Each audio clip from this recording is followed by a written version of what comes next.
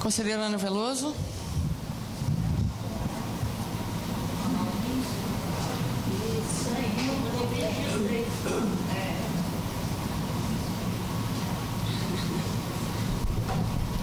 Boa tarde a todos e todas. Eu venho aqui ao microfone para falar de uma questão que desde que eu entrei no Conselho, até porque venho de uma Conferência Nacional de Comunicação, no qual, felizmente, eu caí na minha inscrição para participar do grupo de acessibilidade. E dentro do Conselho, eu tenho sido, dentro da sociedade civil, uma das representantes do Conselho que tem falado muito da política de acessibilidade. Tanto é que eu já recebi algumas ligações dos diretores da empresa, a pedido do próprio Nelson, para sempre trazer as boas novas no campo da acessibilidade no Conselho, né, para o Conselho. E a empresa Brasil de Comunicação e o seu Conselho precisam pensar cada vez mais na política de acessibilidade.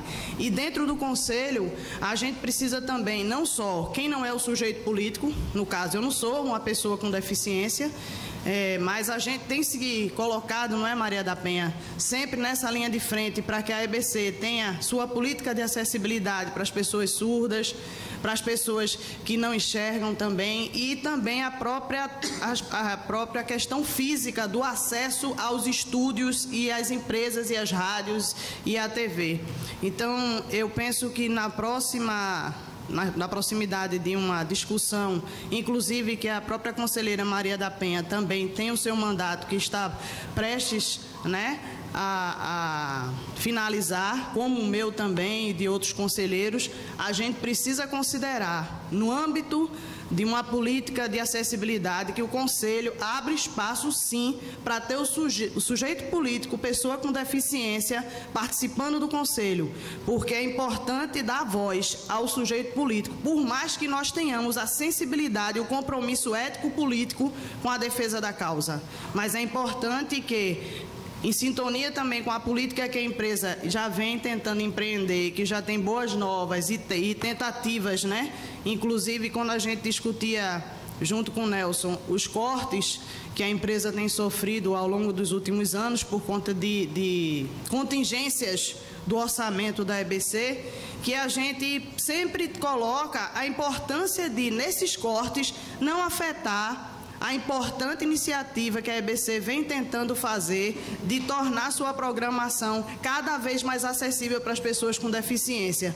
Porque se nas empresas privadas as pessoas com deficiência não têm acesso, é também na empresa pública, nas empresas públicas, na comunicação pública, que elas vão se ouvir, se ver e sentir que também são cidadãos e cidadãs. Então, essa é a minha contribuição, para além de concordar com as contribuições do conselheiro João Jorge, do conselheiro Paulo, da conselheira Rosana e da conselheira Rita, que a gente também, e a sociedade civil, que muitas vezes essas entidades e essas pessoas com deficiência que têm muito a contribuir, inclusive tecnologicamente, porque se apropriam e já se apropriaram de tecnologias da informação e comunicação para poder se comunicar, com acesso à internet e redes sociais.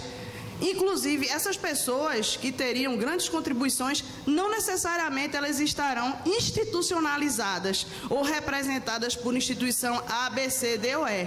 Mas há várias pessoas, inclusive nas universidades, professores, educadores, em outras organizações da sociedade que poderiam estar aqui contribuindo muito bem para que a EBC avance na sua política de acessibilidade com acesso a todas as pessoas à sua programação. Muito obrigada.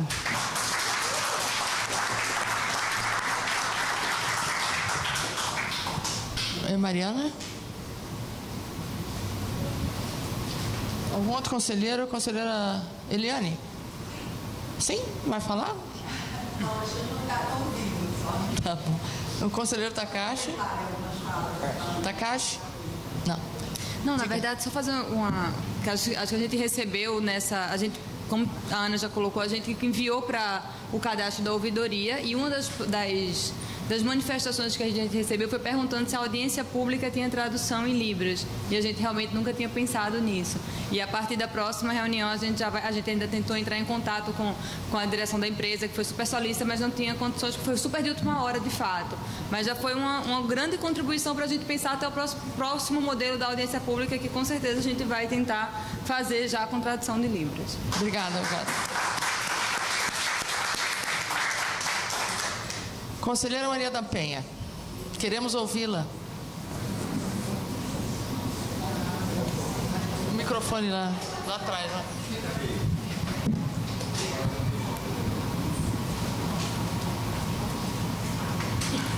Eu queria parabenizar a audiência aqui, né, e me sentir contemplada na fala do Jorge, né, e na fala da Ana Veloso. E precisamos também dar uma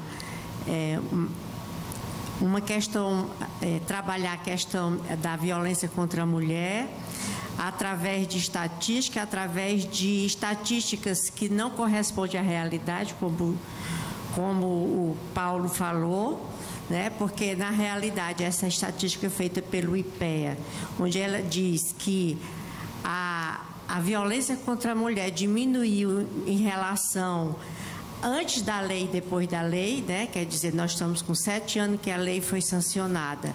E ela fez esse paralelo, não corresponde à realidade, porque nós sabemos que muitas mulheres têm sido salvas por conta da lei, mas nós sabemos que muito mais poderiam ter sido salvas se o gestor público tivesse cumprido o seu papel de criar as políticas públicas para a lei funcionar.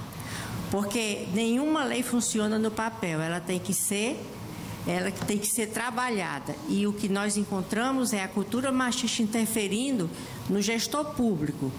E por insistência do movimento de mulheres, algumas políticas públicas têm sido criadas e eu as encontro apenas nos grandes municípios, que são as capitais. Mas os pequenos municípios são desprovidos de uma delegacia da mulher, de um centro de referência, são desprovidas da casa-abrigo e do juizado da mulher, para que se dê celeridade aos casos, né? Eu gostaria de enfatizar que nenhuma de nossas filhas e netas estará livre da violência doméstica, porque é uma violência que atinge toda a sociedade, independente das suas condições financeiras, independente do seu nível cultural. E para que isso não aconteça, nós precisamos que os nossos gestores consigam repensar sua conduta machista e consigam trazer para seus municípios as políticas que encorajem as mulheres a denunciar e que dê apoio a essa mulher ser protegida. E eu acho que a EBC tem condição de estar levando exemplos nesse sentido através da sua programação. Obrigada.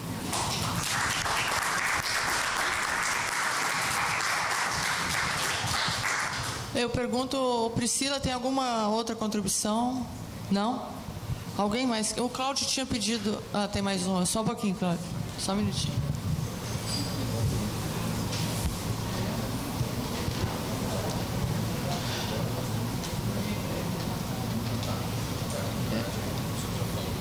Ah, tá. É a Isabela. Então, eu vou passar a primeira palavra para o Cláudio, tá, Cláudio? Depois eu passo para você, tá, Isabela? Na verdade, é só para complementar. Só fala no microfone. Na verdade, é dizer que o fato de ser entidade não significa, ele não é excludente o fato de termos também as indicações das minorias e qualquer elas que forem. Então, vou voltar mais uma vez o exemplo do Conselho Nacional de Inclusão Cultural. Esqueci o nome do conselho. O que eles fizeram com a gente? A gente teve que se credenciar, né? A gente se credenciou, comprovou que era nacional, e se quiséssemos participar da eleição do conselho indicando, nós não poderíamos indicar uma só pessoa. Nós tivemos que indicar 5 pessoas, uma representante de cada região. O que até foi ótimo para a instituição, que ela teve que começar a procurar os seus outros líderes, e no final das contas acabou que o indicado da associação foi o do Centro-Oeste, que nem era exatamente da diretoria, mas nós, em eleição interna, indicamos ele para que fosse, e no debate no colégio eleitoral, ele foi um indicado escolhido pelos demais conselheiros para participar do conselho. Então, eu acho que também nos critérios e nas obrigações do que as instituições, do que as associações devem indicar, devem contemplar a regionalidade, as minorias, todos os demais. O que eu vou achar ótimo, porque as próprias entidades vão ter que olhar para si próprio e pensar o seguinte: nós temos essas representações dentro da nossa própria entidade. Eu acho que aí caberia aquela fala que foi colocada aqui, que a EBC, então, também ensinaria só as instituições, né, as organizações, a também trazer essas questões para dentro de si. Então, eu acho que não é excludente nenhuma das falas que fez daqui da nossa proposta de que sejam entidades nacionais representativas. Obrigada, Cláudio. Isabela? Desculpa, o que é a COGIRA? Você poderia... Claro. A COGIRA é a Comissão de Jornalistas pela Igualdade Racial. São comissões vinculadas aos sindicatos dos jornalistas. A gente tem representação em 10 estados. E a gente tem uma comissão nacional, que é a Comissão Nacional de Jornalistas pela Igualdade Racial, que se chama CONAGIRA, vinculada à FENAGE. Eu só gostaria de aproveitar o gancho da fala do João Jorge, que tem sido um grande representante da população negra no Conselho Curador da EBC, e um pouco além, lembrando da arte que foi feita pelo Conselho Curador para chamar para essa audiência pública, onde apareciam vários rostos de várias pessoas e não tinha nenhum representante preto ou pardo, que é a população negra. Então, assim, é muito importante a gente fazer essa reflexão olhando para o próprio umbigo, né? Eu acho que ele fala sobre essa questão das ações afirmativas e isso já demonstra que faltou um pouco desse cuidado nessa arte. E isso também, como eu sei que essa arte foi feita, a gente procurou saber pelo próprio quadro de funcionários da EBC, e aí que eu vou um pouco além, é de talvez chamar a atenção para a necessidade de se fazer esse diálogo, sim, dentro da empresa, de dentro para fora, para que a empresa ela passe a refletir sobre esses temas, não só na sua funcionalidade, na sua prática, mas também no seu corpo de empregados. A gente avalia que há uma necessidade da EBC refletir a diversidade, a pluralidade da sociedade brasileira, incluindo nos seus quadros essas pessoas negras e mulheres sobretudo. Então, a gente pensa que desde o começo, quando a EBC foi criada, já se apontava a subrepresentação de negros no jornalismo e na mídia de uma maneira geral. Tem vários estudos e pesquisas sobre isso. E recentemente, em maio, a FENAGE lançou também uma pesquisa sobre o perfil do jornalista, mostrando que só 23% dos jornalistas brasileiros são negros. E a gente também sabe que a empresa Brasil de Comunicação está se empenhando para assinar um programa de proequidade de gênero e raça com a Secretaria de Políticas para as Mulheres. Esperamos que o presidente Nelson breve nos dê assim, a alegria desse anúncio, de fechar esse acordo ainda esse ano, e que aí, partindo de uma mudança no corpo de funcionários da EBC, que as ações afirmativas também cheguem aos seus conselhos, à própria diretoria, ao Conselho de Administração e culminando também com o Conselho Curador, que pode representar, avaliamos sim, um pouco mais a diversidade brasileira. Obrigada. O Guilherme pede para fazer um esclarecimento ou falar alguma coisa sobre isso que você... A arte. O que a Isabela está falando, a gente até conversou, né, Isabela? Especificando, é que a arte de divulgação da audiência pública, a fotinho de divulgação, só continha pessoas brancas. A gente conversou com a nossa própria secretaria e não tem explicação, foi um erro. Isso é um erro e que com certeza não será repetido. Na verdade, foi quando a gente realmente perpassa na criação de uma divulgação, a não complexidade que é quando a gente vai falar sobre diversidade, sobre audiência. Isso realmente precisa perpassar todos os canais de mídia da EBC e, obviamente, também o Conselho Curador. Foi uma falha nossa em conjunto com a produção dessa arte e isso não vai acontecer novamente, com certeza.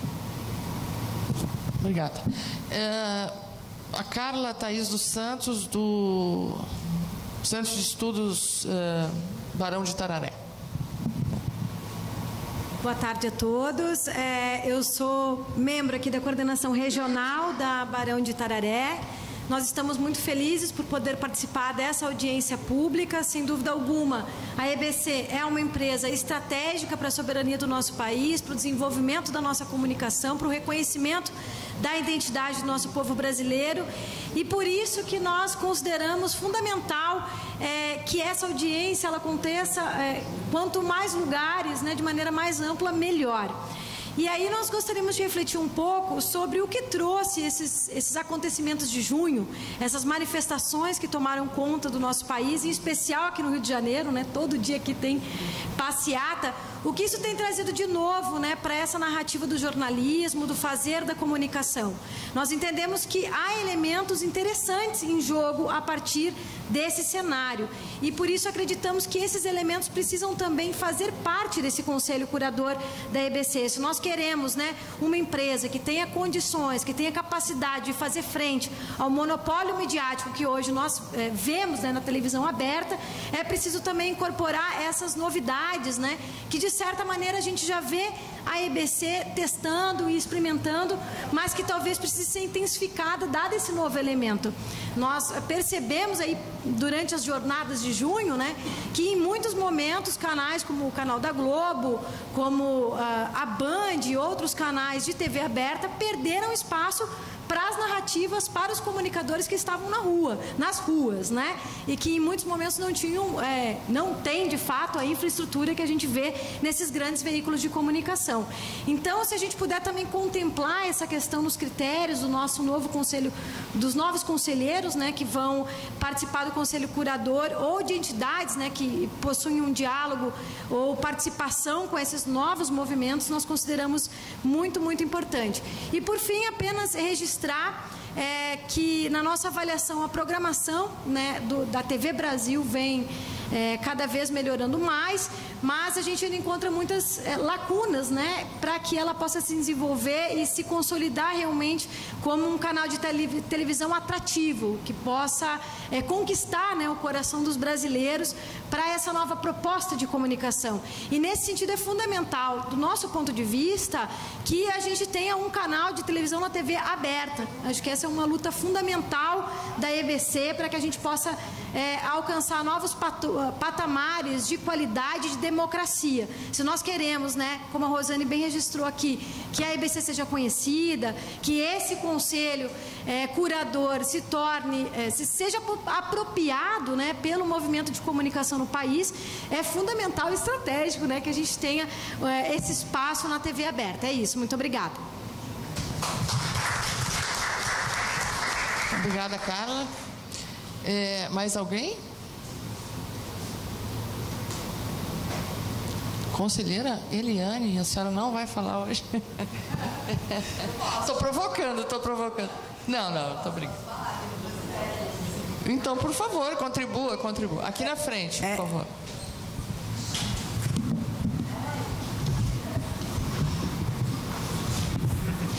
Sei que a senhora tem várias ideias. Então, é uma agenda importante e que fica se ouvindo, né? Então, assim, eu sou Eliane Gonçalves, representante dos trabalhadores no Conselho Curador, dos trabalhadores da EBC dentro do Conselho Curador, para quem não me conhece. Acho que é uma discussão extremamente importante e por isso eu me coloquei no papel de escuta, porque nós vamos ter que voltar depois com essa discussão para processar dentro do Conselho Curador. Então, por isso que eu me coloquei mais nesse processo de escuta e me senti contemplada assim em algumas falas. Acho que o desafio que nós temos ao voltar é justamente conseguir dar o máximo de representatividade para o Conselho. E acho que quanto mais representativo for, mais legítimo será dentro da missão de fazer uma comunicação que seja diversa, plural e que contribua para a formação do cidadão. Acho que alguns princípios nós temos que seguir, assim. Temos uma comunicação construída com base no mercado, né, que se consolidou, uma história de comunicação dentro do mercado, que se consolida dentro do Brasil, que se consolida pelo mercado. Então, é importante, sim, termos o mercado, mas essa talvez não seja uma voz que tenha que ser tão preponderante dentro do Conselho Curador. Mas acho que é fundamental ter a representação dentro do mercado, porque faz parte, a representação do mercado, porque faz parte da sociedade brasileira. Levando em consideração que é uma empresa que está aqui justamente para dar voz ao que não tem voz, né? Ao quem está sem voz. Então, também fico preocupada com a representação. Acho que é importante a representação de instituições nacionais, porque elas fortalecem a representação nacional. Ela tem uma construção de representação que é importante.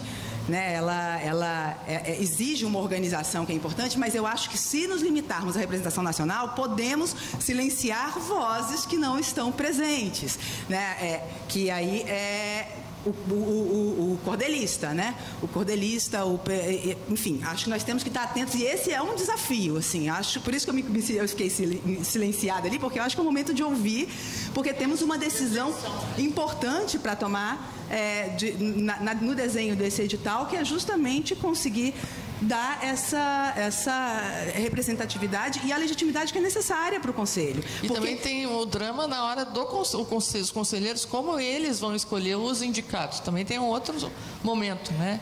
Eles recebem as indicações e aí?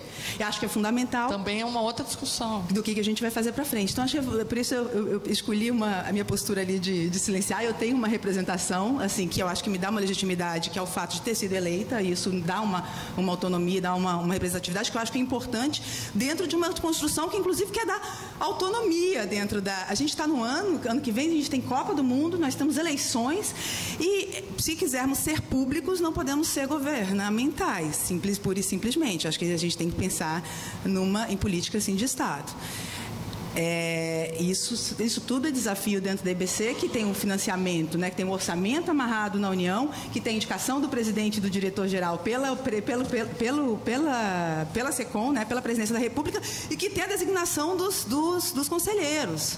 Então, tudo isso acho que é desafio que nós, conselheiros, vamos ter que pensar e mastigar bem e processar, enfim. Tá? Obrigada. Não podia passar em branco a sua presença. Obrigada. Mais alguém queira fazer alguma consideração? Nenhum dos nossos convidados, os nossos ouvintes, telespectadores? Bom, então eu vou pedir à mesa que faça suas considerações finais. Tá? Mário? Bom, eu acho que eu estava olhando para o Barbosa Lima Sobrinho, fotografia dele, tá aí. Se ele estivesse aqui, ia ficar muito contente, porque a ABI foi palco dessa audiência pública muito importante, muito democrática, né? E com muitos desafios, né? E o Barbosa Lima Sobrinho era o cara, né? O jornalista dos desafios, né? Então isso é muito importante. Eu acho que essa casa de jornalistas que está caminhando por 104 anos está muito contente, né? Por ter sido o palco dessa reunião. Eu acho que todos estão de parabéns. Eu acho que eu colocaria uma questão aí, eu faço minhas palavras do João Jorge, né, que realmente é importante a colocação dele, e faço minhas também palavras do representante da TV Universitária, que as duas coisas se unem, né? Não há contradição. Eu acho que é por aí que a gente pode aprimorar o Conselho. Eu acho que é isso. Foi uma atividade muito importante, né? Eu espero que o Rio de Janeiro seja palco também de outras audiências públicas desse quilate, né? Muito legal. Parabéns a todos. Obrigada, conselheiro. Regina? Bom, eu acho que o Conselho está com um desafio enorme na mão, mas eu acho que as contribuições dadas aqui, elas com certeza vão direcionar, vai ser um eixo condutor. E aproveitando o que o João Jorge falou, tem uma coisa que a gente sempre recebe lá na ouvidoria, assim como a gente tem reclamações que elas são consistentes, no sentido que ela traz de avaliar o conteúdo, mas a gente também tem reclamação, que é aquele que reclama da bolsa do apresentador, sugere que até tem cirurgião plástico que faz de 10 vezes que ele pode fazer. E uma das coisas que me chama a atenção é que eu digo assim, meios de comunicação é lugar de gente. É lugar de gente. Esse modelo que foi posto aí pela mídia tradicional, que é o rostinho bonito, afiladinho, branquinho, é um modelo, é uma ruptura, é um paradigma que a gente tem que quebrar. E a TV, as emissoras de rádio, todas as emissoras da EBC têm que assumir esse papel. E ao assumir esse papel, inevitavelmente nós estaremos representando quem é gente brasileira. É o negro, é o índio, e não é efetivamente essa cara bonitinha que está posta na TV, nas emissoras tradicionais. Então, eu acho, e isso a gente tem que quebrar também dentro da própria empresa, porque se a gente não tomar cuidado, a gente segue o mesmo modelo. Então, o Conselho Curador, na medida que ele assumir e ele tiver essa representatividade, essa diversidade, inevitavelmente também isso vai refletir, vai retratar naquilo que as emissoras da EBC vão disponibilizar para o cidadão. Então, eu acho que tem mecanismo, queria só lembrar, eu só não posso afirmar aqui, porque eu precisaria realmente fazer, mas existe no documento, que eu não estou lembrado se é na primeira norma da ouvidoria, que tem a criação de comitês de usuário. E pelo que eu me lembro, essa criação de comitês de usuário, ele teria que ser proposto a partir do Conselho Curador, não é? A partir do Conselho Curador, com o apoio da ouvidoria, que é um mecanismo onde a gente pode também garantir isso que a gente vem brigando, que é a questão da regionalização. É ter pessoas que elas vão nos dar parâmetro, porque é isso que é mais importante. Quando a gente diz lá dentro da EBC que você tem uma amostragem pequena que chega via ouvidoria, ela não é só uma amostragem, ela pode até não ter, do ponto de vista quantitativo, um valor muito expressivo, mas ela é importante porque ela nos dá uma amostra de como é que as pessoas estão nos vendo, como é que elas estão nos ouvindo. E isso para a gente é muito mais importante do que às vezes saber que a gente tem um número altíssimo quantitativo de pessoas vendo, mas sem uma avaliação muito mais crítica sobre isso. Então, eu acho que o Conselho Curador tem um papel importante, eu acho que vai refletir sobre essas propostas que têm sido colocadas aqui, mas são parâmetros e são rupturas que a gente vai ter que quebrar. Vai ter que quebrar, porque se queremos realmente dizer isso, que a gente fazer com que o cidadão se veja ali dentro, ele se vê da maneira que ele é, não de uma maneira que foi construída pela mídia tradicional. E aí eu acho que o Conselho Curador, a EBC é uma criança, a EBC é uma criança e que vai amadurecer cada vez mais esse processo, e tenho certeza que esses novos conselheiros, com certeza, a exemplo das nossas novas conselheiras que têm vindo com uma atuação importante, que é de fizeram avaliação sobre a cobertura das emissoras durante a manifestação. Eu acho que é isso que o Conselho Curador tem que fazer. É olhar e trazer contribuição, que junto com as contribuições que vêm de fora, poder construir isso que algumas pessoas já começam a reconhecer na EBC como uma alternativa em termos de comunicação para isso que está posto no Brasil. Então, eu acho que o Conselho Curador está no caminho, possivelmente que a gente ainda vai errar, porque isso também faz parte do processo, nem sempre se acerta, Eu acho que o erro também ele é construtivo nesse sentido, mas eu acho que a gente tem que brigar. E as audiências públicas, elas são exatamente nesta perspectiva. É de fazer, quando a gente diz sair do locus de trabalho da gente para provocar o cidadão no local dele, é porque é isso. A gente vai encontrar pessoas que nem sabem o que é EBC, mas tenho certeza que agora a senhora vai sair daqui já minimamente sabendo o que é, e eu acho que as audiências públicas ela têm exatamente esse papel. Não só de trazer o telespectador, o ouvinte ativo, mas é também provocá-lo no sentido de conhecer um pouco do que é essa empresa, saber que essa empresa também é dele, do cidadão, e que ele pode contribuir. Então, Ana, só posso dizer que a ouvidoria se coloca à disposição. Tenho procurado, na medida do possível, sugerir coisas que eu acho que é importante para a sociedade participar, porque também tenho receio de as audiências ficarem sempre o mesmo grupo de pessoas discutindo. Então, a gente procurar alternativa de trazer, de também diversificar a participação dentro das audiências. E é isso. Obrigada mais uma vez pelo convite. Nelson? Bom, quando a Rosane falou do evento do Amapá, eu acabei me lembrando que nós também estamos impactados aqui com a forma, um funcionário nosso, Rodrigo Bersotti, que faleceu de forma inesperada na última sexta-feira.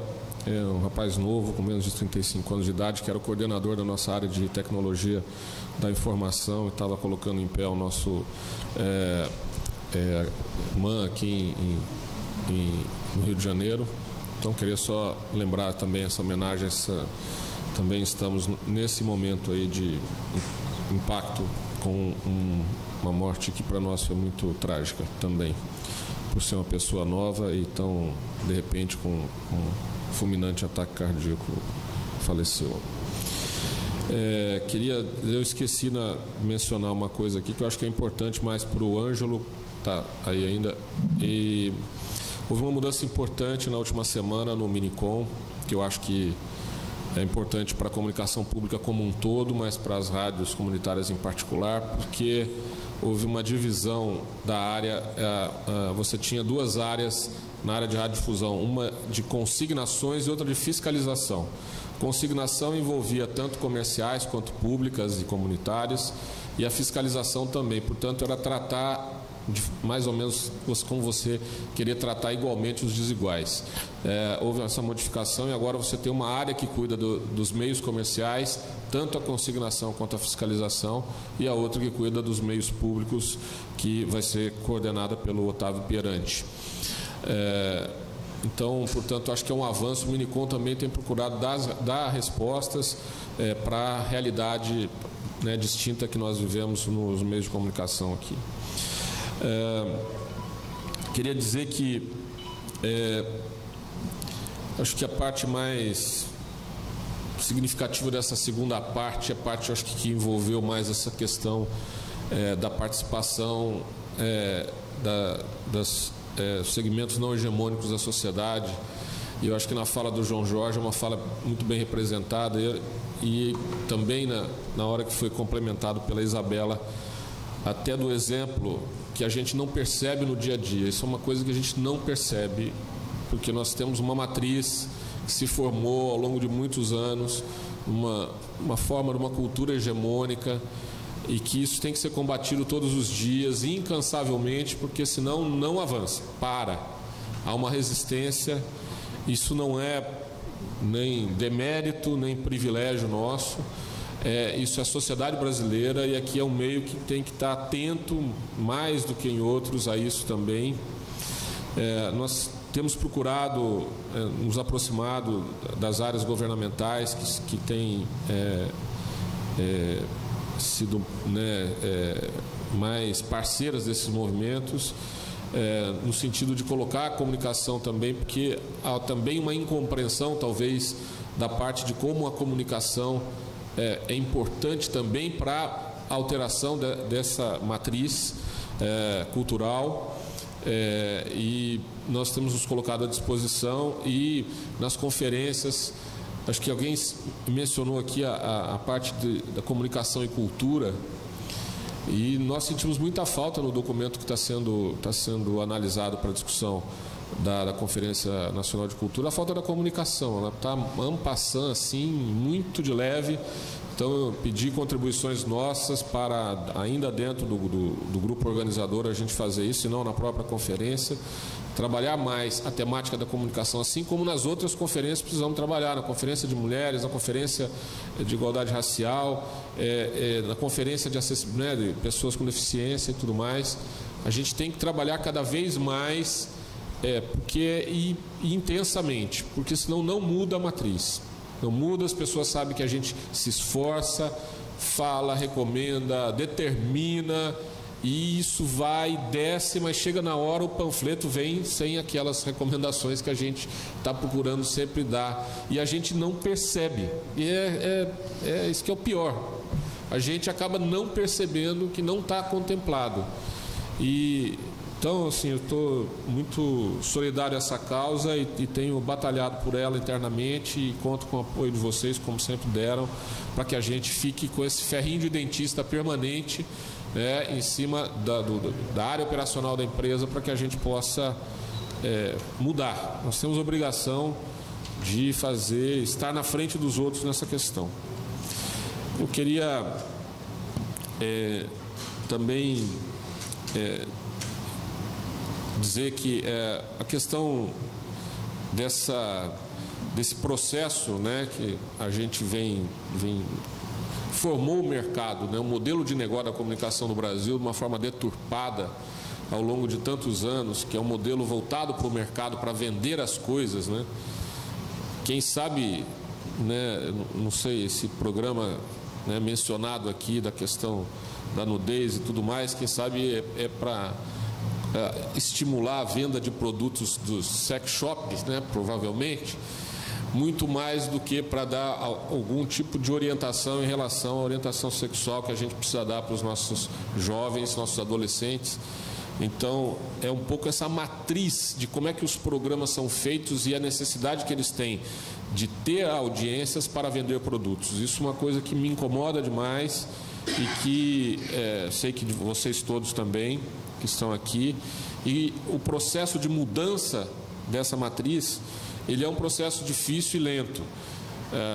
Eu sei, alguns de vocês talvez se lembrem, estavam quando o Tobin, né, o consultor da Unesco, 2 anos atrás, 2 anos e pouco atrás, ao ser perguntado sobre, olha, e aí, nós já estamos aí fazendo quase 5 anos e, né, ainda não conseguimos isso, não conseguimos aquilo.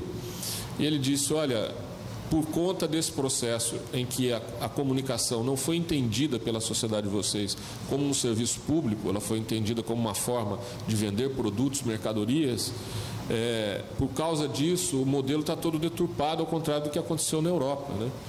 Nosso modelo, e nós copiamos o modelo dos Estados Unidos, mas não copiamos a estrutura regulamentatória dos Estados Unidos, né? Só lembrando, fazendo aqui um parênteses só para lembrar, lá quando eles montaram esse modelo de negócio, eles previram só 3 redes nacionais, porque o modelo de negócio não se sustentava mais do que isso. Nós temos 15 no Brasil. Então, portanto, os recursos da publicidade, eles não conseguem financiar o modelo de negócio comercial, só para fazer um parênteses. E o Tobin dizia, esse é um projeto para 15, 20 anos. No mês passado eu tive no México, para fazer um debate sobre comunicação pública na América Latina, mas também com empresas do resto da Europa, e estava lá o Inácio Ramonet. E o Inácio Ramonet, numa entrevista coletiva, que estavam todos os representantes de outros também países, ele falou, olha, fazendo a mesma digressão em relação ao modelo que começou comercial e tudo mais, ele dizia, esse é um projeto para 20, 30 anos. Eu falei, não é possível, já passaram 2 anos e está aumentando o prazo de construção desse projeto. Mas assim, será mais rápido quanto mais a sociedade se apropriar do projeto. É um projeto que tem que ser construído, tem que ser um projeto da sociedade. Quanto mais rápido a sociedade se apropriar e pressionar, como tem pressionado na questão da construção de outras políticas públicas, mais rápido ele andará. Se não, vai andar mais devagar. Mais perto estaremos dos 40 anos, ao invés de mais perto estar dos 15 anos do Tobin. Então, isso que eu queria chamar a atenção, inclusive pelo que se falou aqui da questão da representatividade, a aproximação dos representantes da sociedade, a satisfação, o trabalho de conscientização, seja o trabalho da Maria da Graça ali voluntário, seja um trabalho mais articulado, porque enquanto a sociedade não se apropriar, ela não sentir falta disso e não demandar por isso, né, isso não está lá no elenco das prioridades das políticas públicas, nós vamos estar com as dificuldades de avançar, vão ser passos mais curtos, ao invés de passos mais largos, no sentido dos objetivos que nós precisamos alcançar. Então é isso que eu queria, né, deixar aqui como mensagem para o Conselho em relação ao que foi dito aqui, né? É isso. Obrigado. Obrigada, Nelson. Eu não vou me alongar, eu queria só agradecer a participação dos nossos convidados, quem se inscreveu, nossas telespectadoras, ouvintes. Eu lembro que essas contribuições são de grande valia para o Conselho.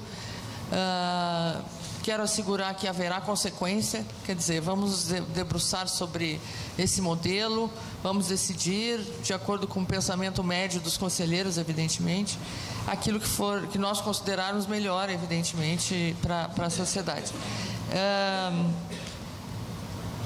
De uma maneira, claro, terna, Com ternura, Cláudio. Mas nunca, mas decidida, uma maneira decidida, mas com ternura. É uma questão de estilo.